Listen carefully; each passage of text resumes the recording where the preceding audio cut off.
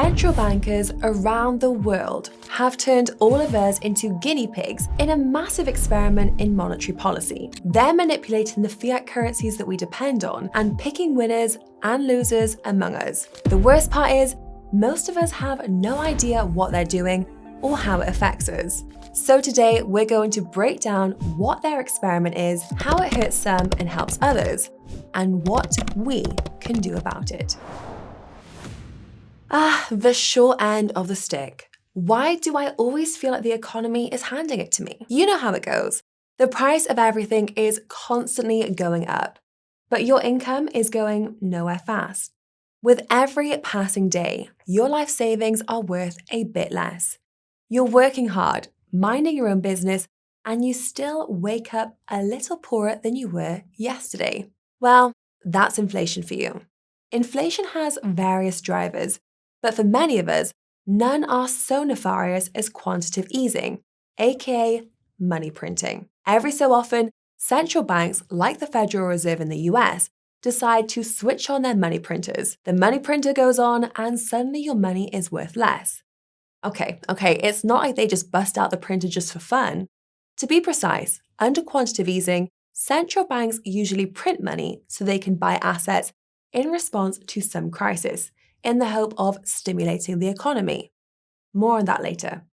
But look, whatever the rationale is, the result is an influx of new money into the economy. It's like the devs increased the circulating supply while we weren't looking. And we all know what that means. More inflation. The currency depreciates, prices rise, your purchasing power falls, and there you go again, holding the short end of the stick.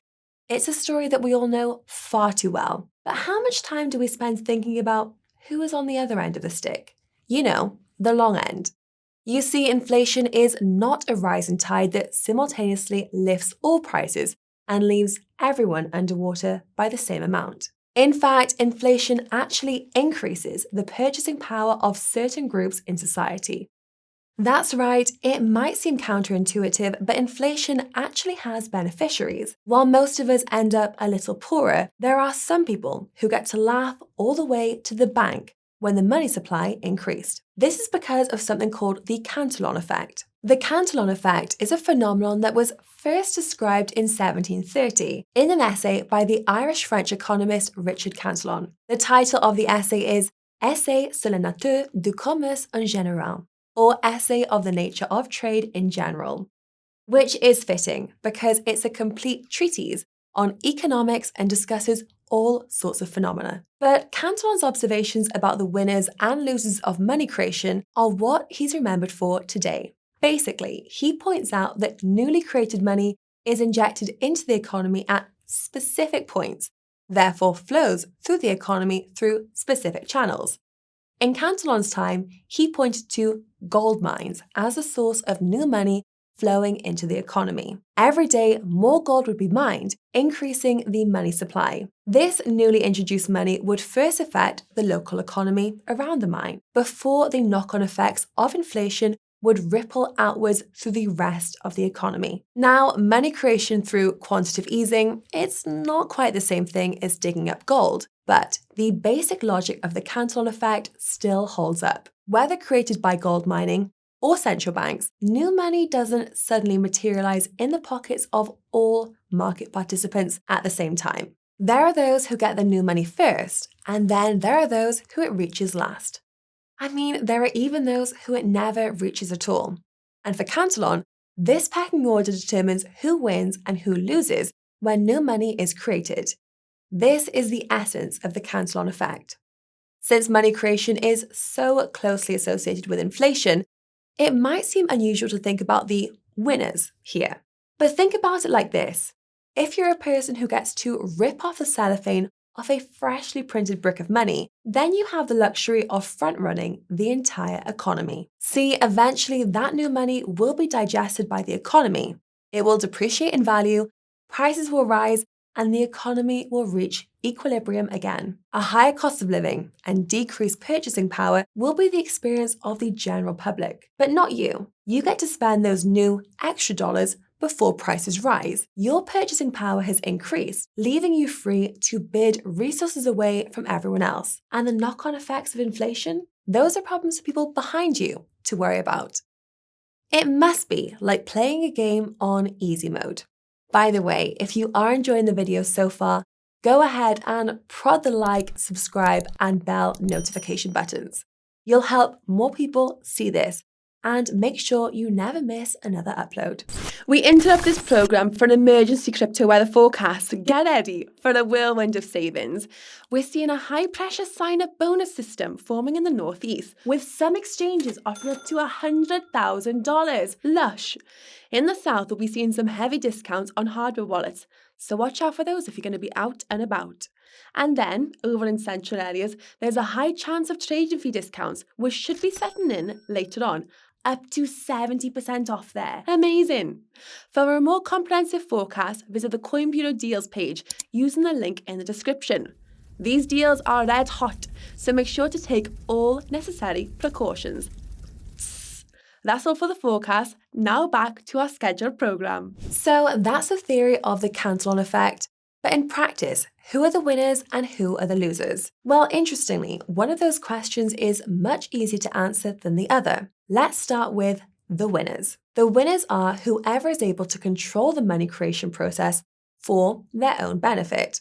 The specific interest groups involved may vary from country to country, but generally, they're not too hard to identify. Just look at the channels through which new money is injected into the economy, and you'll find the winners. They know who they are, and they know what they want from monetary policy. As a result, they are able to organize around their interests and try to influence policy decisions. Naturally, they will fight tooth and nail to continue to occupy those channels so that they can get their hands on the newly printed money first. The example par excellence was the 2008 financial crisis, when central banks printed enormous sums of money to bail out financial institutions and certain enterprises in the housing market.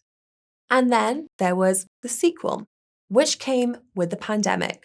Let's recap how the financial crisis went down. In the United States, mortgage securities were downgraded, and major financial institutions were stuck backholding a liquid, risky mortgage-backed securities that were dumping hard. Luckily for them, the Federal Reserve turned them into winners by printing new money and using it to buy these bags.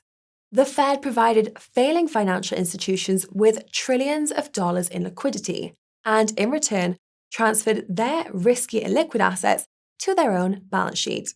The largest of the Fed's asset purchase programs was the Mortgage-Backed Security Purchase Program. Between January 2009 and March 2010, the Fed bought $1.25 trillion worth of toxic assets from major financial institutions, including Barclays, BNP Paribas, Citigroup, Credit Suisse, Deutsche Bank, Goldman Sachs, Morgan Stanley.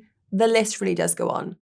These institutions, plus Bank of America, Countrywide, Lehman Brothers, and Merrill Lynch, were also the beneficiaries of the Fed's Term Security Lending Facility. Under this program, the Fed swapped more than $2 trillion worth of liquid, relatively safe Treasury securities for Wall Street's junk assets between March 2008 and July 2009. Between 2008 and 2010, the Fed gave out $929 billion in loans to major banks, 92% of whom were primary dealers, meaning the Fed's own trading counterparties. And by the third round of quantitative easing in 2012, the Fed was buying $40 billion worth of mortgage-backed securities every month. At the outset of the crisis, the Fed's balance sheet showed assets of around $900 billion. But by 2014, this had increased fivefold to $4.5 trillion. Altogether, the quantitative easing measures had amounted to a massive allocation of credit by the Fed, whose discretion over which assets to buy and from whom necessarily meant picking winners and losers. As the economist Lawrence White puts it in 2009, and I quote, "The Fed took on the new role of selectively channeling credit in favored directions." Richard Cantillon wouldn't have thought very much of this. Back in 1730, he argued that credit expansion policies, and I quote, open the door to making great fortunes, are rarely managed for the sole benefit of the state, and those who operate them are often corrupted. On that note, a 2011 report by the US Government Accountability Office expressed concerns about the connections between the banks receiving credit and the directors of the Federal Reserve. It said, and I quote, some of the institutions that borrowed from the emergency programs had senior executives and stockholders that served on the Reserve Bank's board of directors. We identified at least 18 former and current Class A, B, and C directors from 9 reserve banks who were affiliated with institutions that used at least one emergency program. Having the Class A directors, who represent member banks, and the Class B directors, who are elected by member banks, creates an appearance of a conflict of interest. This is because Class A or B directors might own a stock in banks, or Class A directors might work for banks that are supervised by the Reserve Bank, while also overseeing aspects of the Reserve Bank's operations. So, as you can see, the financial institutions who have a hand in directing the Federal Reserve have the best seats in the House when the money printers are switched on. The banks are the most widely represented group among the directors of the Reserve Bank branches. As such, they are well positioned to communicate their concerns through organs like the Federal Advisory Council, for example. And just in case central bankers needed another reason to listen to the demands of large financial institutions, there's always the good old revolving door. If you don't know what I'm talking about, let's take a look at the career trajectories of a few of the central bankers who shape our monetary policy. Take Mervyn King, for example. While serving as the governor of the Bank of England, he publicly called bankers, and I quote, incompetent and greedy. But after his term ended, he quietly took up a senior advisory role at Citigroup, where he has now been collecting a paycheck for the last 8 years. More recently, there was the case of Jens Schmidt, leading economist working on the monetary policy strategy at the European Central Bank.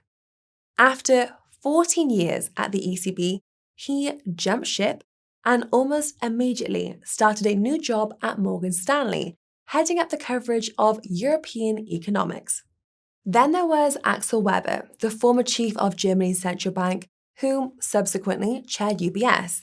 And who could forget Ben Bernanke, the former Federal Reserve chairman himself, serving on the board of PIMCO alongside Jean-Claude Trichet, his former counterpart at the European Central Bank. Anyway, that was the world we ended up in after the 2008 financial crisis. But when the pandemic hit, the Federal Reserve really did say, run it back, Turbo, and crank that money printer all the way up to 11. As a result, the amount of money circulating in the US doubled in 2 years, rising from $3.2 trillion in September 2019 to $6.4 trillion in September 2021. The large-scale asset purchases returned with gusto, and between March and April 2020, the Fed bought $2 trillion worth of bonds and mortgage-backed securities. In January 2020, the Fed's balance sheet showed assets worth $4 trillion, but by March 2022, this had more than doubled to almost reaching $9 trillion. This means that since 2008, quantitative easing policies literally 10x'd the Fed's portfolios. This was great news for everyone who got to sell their bags to the Federal Reserve. Much of the proceeds went into the stock market, and in the 12 months leading up to May 2021, the amount of the wealth owned by the world's billionaires rose from $5 trillion to $12 trillion in what has been called the largest transfer of wealth in history. And like after the 2008 financial crisis, there was some grumbling from the naysaying taxpayers who now have to bear the risk and front any losses from the Fed hodling trillions of dollars worth of illiquid and risky assets. There's just no pleasing some people. Now, all of this money printing and asset buying sounds like the same playbook as the financial crisis.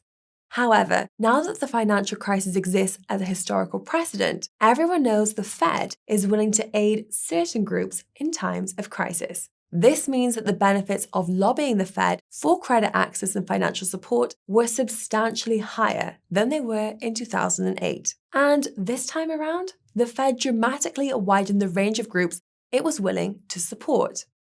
As part of its pandemic response, the Fed actually began lending directly to state and municipal governments. This was done through the Municipal Liquidity Facility, through which the Fed actually committed to buy up to $500 billion in notes from local governments that are tied to future tax revenues. As one 2020 study puts it, and I quote, "The Fed's policy has opened the door for private and state organizations to plead their case as to why they are most in need to receive benefits from the central bank's QE policies." We could keep going, but, well, you get the idea. Monetary policy in the United States is now in uncharted territory, and organized interest groups in the private and public sectors are waiting like vultures for the next time the money printer is wheeled out. Now we have all seen what this thing can do. Everyone wants to be the next quintrillionaire.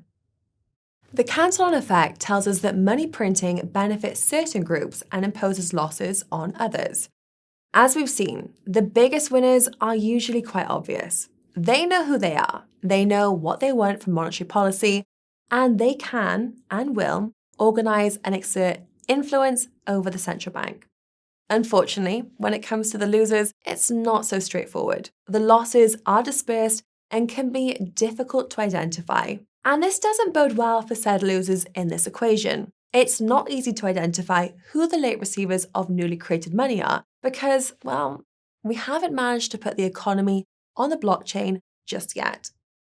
No, seriously. In the real world, we can observe positions in a chain of transactions. So how would we know who the last person to touch the new money is? Plus, as money is one side of every exchange, the impacts of changes in the money supply are very broad. Once the effects of inflation have set in, trying to trace the origin of your financial woes back to specific central bank policies would be like trying to untie a massive knot. And if you can't identify monetary policy as something that has harmed you, then you're unlikely to play a role in its formation, like the winners of the Cantillon Effect do. As a Cantillon Effect loser, organizing collective action and pressuring the government requires more information than is available to us. And it's this informational asymmetry between the winners and the losers that enables this cycle to continue ad infinitum. Now, all of this might sound a little pedantic, and sure, to identify who loses when new money is created, perhaps we don't need to literally find the last person who gets to touch it. Instead, maybe we can just look at wealth inequality. The whole time, central banks have been conducting this experiment in quantitative easing, wealth inequality has been going parabolic. The world's billionaires, more than doubling their wealth in a single year during the pandemic, well, that just says it all, doesn't it? And if money printing by central banks is to blame for increasing inequality, then we can conclude that basically everyone who isn't rich is a loser of the Cantillon Effect. The rich and the powerful entities close to the money printers win, and literally everyone else gets screwed by inflation. Simple, right?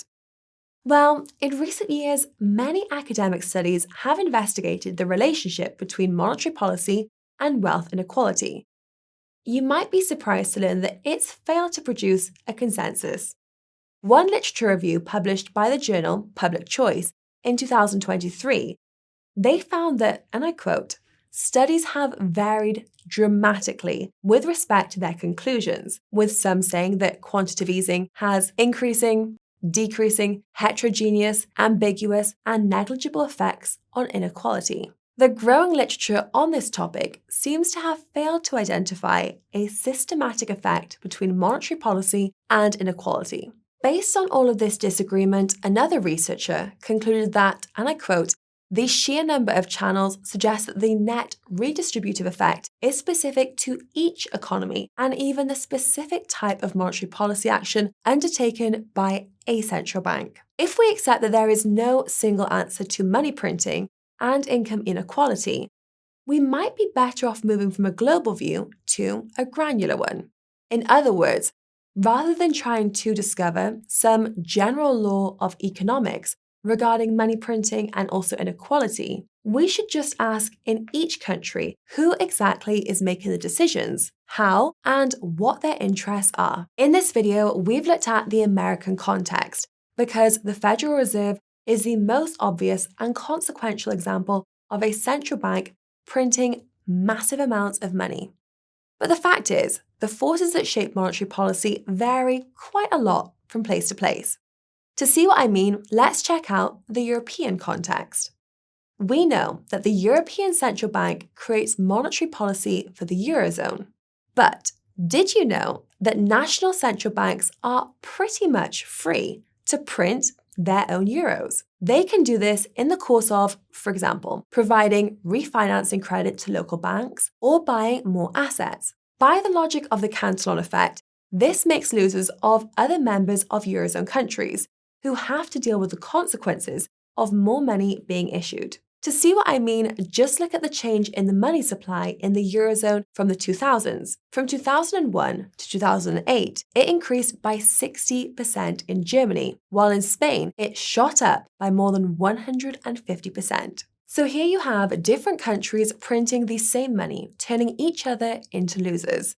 The economist Philip Vegas described this as a form of monetary imperialism, and I quote, where banks and governments in southern countries produce money that Germans had to accept. Meanwhile, the winners of this money creation varied from country to country. In Spain, newly created money was injected into real estate. In Ireland, it went into the financial sector, and in Greece, it was used to increase the size of the public sector. I could keep going, but I think you get the point. The Cantillon Effect takes on an entirely new dimensions in Europe. There is a totally different story unfolding over there. Now, it is true that whatever the Federal Reserve does has a knock-on effect for the global economy. But for those of us outside the US, that doesn't mean that our own central banks doesn't have a huge amount of power over the money in your bank account. So if you want to know who wins and who loses when the money printers in your country are switched on, you probably should start investigating what your country's central bankers are getting up to. Monetary policy might not sound very exciting, but if your central bank is making you a loser, wouldn't you want to know about it? If so, then do ask, who has the power to shape monetary policy where I live? And who is first in line to get their hands on the new money? But also, maybe don't stress about it too much. The sad truth is, the Cantillon Effect is not going to disappear anytime soon. There is always going to be somebody who gets to spend new money first, somebody who's last, and unfortunately, someone who never even gets to see it. Okay, I mean, technically, you could get rid of the Cantillon Effect if you distribute all new money simultaneously through a universal basic income so that nobody is first or last. But whether or not that's a good idea is a whole different conversation for another YouTube channel. You can leave us out of that one. As long as we have to live with money printers and central banks picking winners and losers, we should keep ourselves informed about monetary policy, even if it is a little bit boring. The more informed you are, the better you're able to identify your place in the pecking order and complain if you suspect the money printers are turning you into a loser. But as for our prescription, well, you already know. Self-custody of one of the greatest forms of money that there is. Decentralized, permissionless, peer-to-peer, there are no bankers or politicians, there are no monetary policy, no lobbying, and certainly no quantitative easing. The ticker begins with a B and ends with a C. That's right. All you need now is a good hardware wallet. And you know where you can find one of those for a very nice price, might I add. The Coin Bureau Deals page. Right, well, that is all for today, folks. If you have a different theory about the money printing and the Cantillon effect, please let us know in the comments. If you learned something, roundhouse kick that like, subscribe, and bell notification buttons. That way, more people can see this video and you'll be first in line to see the next one. I mean, you wouldn't want to be last in line now, would you? Well, thank you all so much for watching. This is Jessica signing off.